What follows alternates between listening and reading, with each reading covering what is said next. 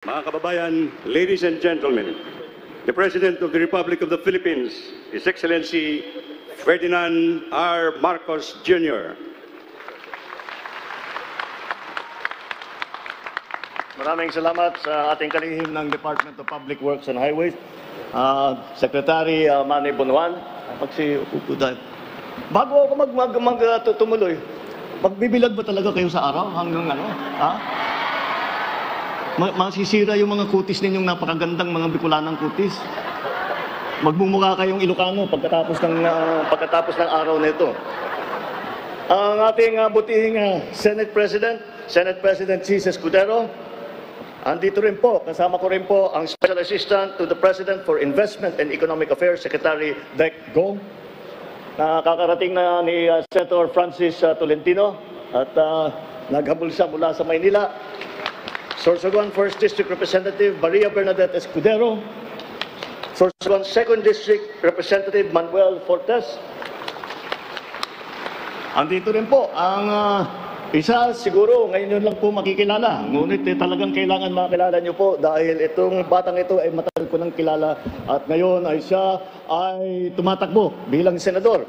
At masasabi ko naman po sa inyo, sa pagkakilala ko sa kanya, ay isa sa pinakamabuting taong ito na nakilala ko at pinakamasipag at nakakaunawa sa mga problema ng kahit na yung pamilya nila ay may kayamanan, sila ay hindi lumayo sa taong bayan. Sila po ay nakaapak sa lupa, hindi po lumilipad ang mga ulo. Ito po si Congressman Camille Villar na ihahalam po natin sa tulong ninyo bilang senador. Sorsogon Provincial Governor, Governor Bobby Hamor, Sorsogon City Mayor Maria Esther Hamor, lahat po ng ating mga bisita na nandito ngayon, mga minamahal kong kababayan, magandang tanghali po sa inyo lahat. Diyos Marahay na aga sa Indugabos. Maraming salamat po. Ay sa napakainit po na pagtanggap at pagsalubong ninyo sa akin dito sa Sorsogon. At ngayon lang po kung nakakita ng ganito, nagsasayaw na ganito karaming tao. At akala ko, yung sumasayaw lamang ang nandito sa baba. Bago napun ako, pati yung nakaupo, sabay-sabay gumagalaw yung mga kamay. Kaya magbabago ang ibig sabihin ng tinatawag na audience participation. Dahil hindi na kayo audience, kasi kasama na kayo sa mga dancer. Maraming salamat po. Kaya tinitiyak ko ulit, sigurado ba kayo na diyan kayo sa araw? Akong nahihirapan sa inyo. Bago ang lahat, nais ko munang batiin ang lahat ng masusuganon sa inyong ika-130 anibersaryo ng pagtatatag ng inyong lalawigan at sa ika-50 Kasanggayahan Festival.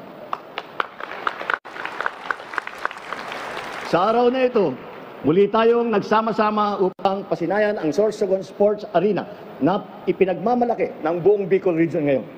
Sa pagtataya, kaya ng arena na ito na may upo ang aabot sa 12,000 katao. Marami rin itong gagamitin bilang national training camp sa mga atletang Pilipino. At sa pagkaunawa ko, yung sinasabing 12,000, doon lang sa taas. Kung isasama mo yun dito sa baba, napakalaki. Kaya totoo nga, hindi tayo magtataka na ito ang pinag-uusapan ng mga Bicolano pagka tinatanong kung ano yung bagong mga naitatayo, ang bagong pangyayari dito sa inyong region. Ito ay isang mahalagang hakbang upang maitaguyod natin ang ating mga kababayan na may angking galing sa larangan ng palakasan. Sa tulong nito, mabibigyan sila ng pagkakataon upang mahasa pa ang kanilang mga talento. Harinawa ay maidagdag pa natin sila sa hanay ng ating Olympian at atletang Pinoy. Lalayo pa ba tayo sa inyong lalawigan? Mayroon tayong manlalaro mula sa kaagang si Ginoong Isidro del Prado.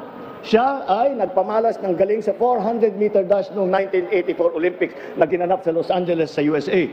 Sa bawat hakbang ng kanyang karera, itinampok niya ang tapang, katatagan at determinasyon. Mga katangiang nagbubuklod at nagtataguyod sa ating bilang nagkakaisang bansa. Tulad din ng mga Olympian natin na lumahok nitong 2024 na Paris Olympics. Hangarin natin sa pamamagitan ng arena na ito, lalo pang dumami ang mga kababayan natin na magbibigay ng dangal sa ating bansa.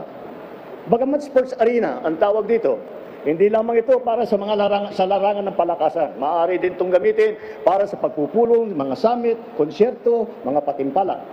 Kaya hindi natin may kakailang simbolo ng progreso ang Sorsogon Sports Arena. Sumasailalim ito sa patuloy na pagsisikap, pagtsatsaga at pag-unlad ng mga Sorsoganon at mga Bicolano. Sa pagkakatanda ko pa, noong ginawa pa lamang ang arena halos 2 taon na nang kalipas, si dating Governor at ngayong Senate President si Chis Escudero ang nagpasyal sa akin sa probinsya ninyo. At ngayon, sa pamumuno ni Governor Hamor, masaya akong makita na pinagpapatuloy ninyo na siguradong matatapos ito. Tunay ngang isang halimbawa ito na kung tayo ay nagkakaisa para sa kapakanan ng taong bayan, aasenso hindi lamang ang isang lalawigan, kundi ang buong bansa. Kanina po ay nasaksihan ko sa aking pag-ikot kung paano tayong pinagbubuklod ng ating mga hangarin para sa bayan natin. Isang patunay dito ang Sorsogon National Government Center, isang one-stop shop government center na maglalapit at magpapabilis ng serbisyo sa taong bayan. Ito ay sumusuporta sa layunin ng ating administrasyon na mapadali ang serbisyo publiko at mapadami pa ang namumuhunan sa bansa. Isa pang halimbawa ng pagkakaisa ng layunin ng lokal at nasyonal ay ang pamahalaan ay ang Sampaloc Tenement. Ito ay magsisilbing kanlungan ng ating mga benepisyaryo mula sa Barangay Sampaloc na naaayon naman sa ating hangarin na mabigyan ng maayos at ligtas na pabahay ang ating mga kababayan.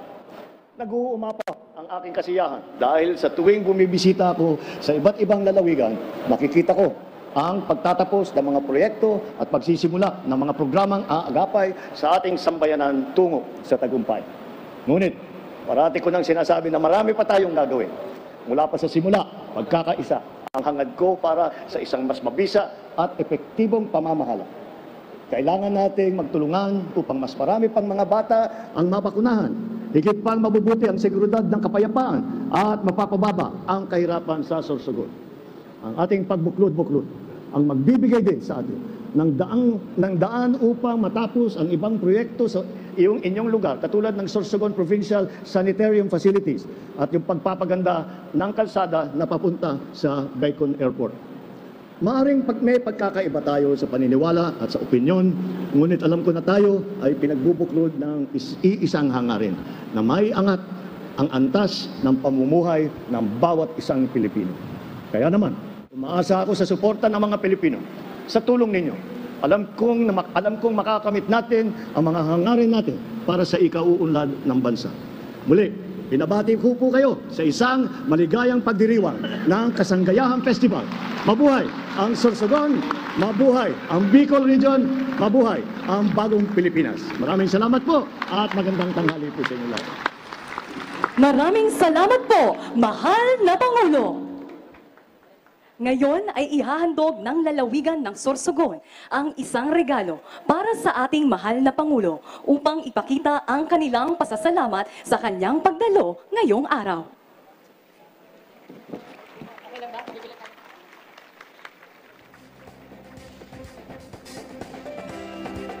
Sa puntong ito ay iaanyahan po natin ang ating Pangulo at iba pang mga bisita sa baba ng stage para sa isang photo opportunity kasama ang ating audience.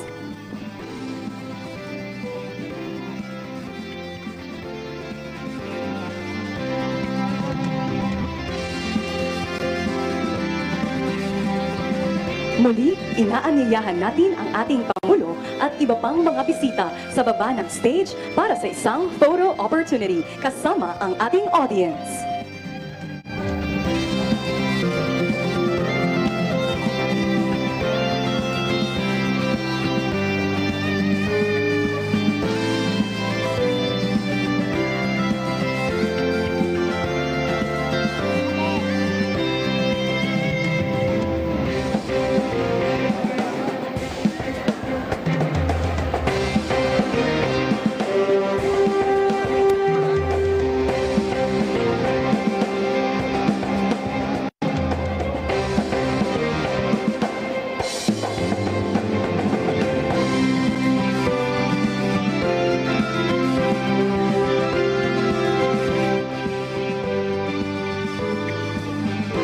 Ready, Mr. President?